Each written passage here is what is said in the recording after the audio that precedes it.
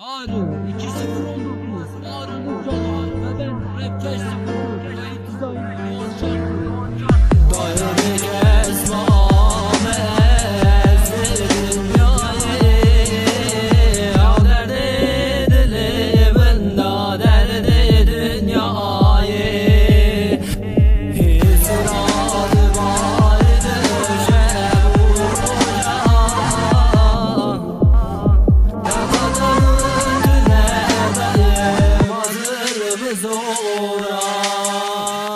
Yüreğim yanıyor, acılarla sarıp durmayın. Gözlerim ağlıyor, avutup bakmayın. Kalbim sızlıyor, umut verip kaçmayın. Yürek acısı nedir bilmezsiniz, siz de vurmayın. Anne yüreğimi parçaladılar bir hiç uğruna.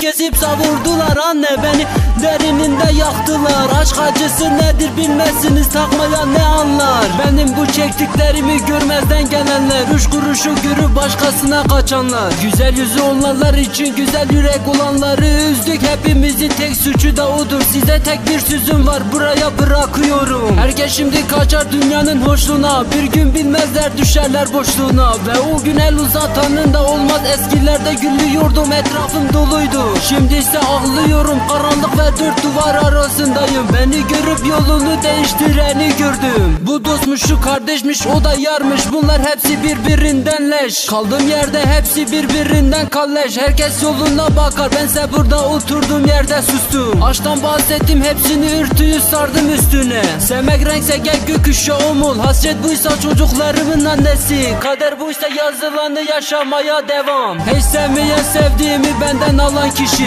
Ben sevmedim, mutlu edemedim. Sense mutlu et, ne de olsa zengin çocuğusun. Gönlüm pazar gözün duymaz. İkinize duamı mutlu olsun. Sense zengin çocuğum, Allah'ından bulasın. Arı şahidim olsun, bir daha sana yazmam. Bu da burada son buldu. Mutlu ol yeter be kahpe.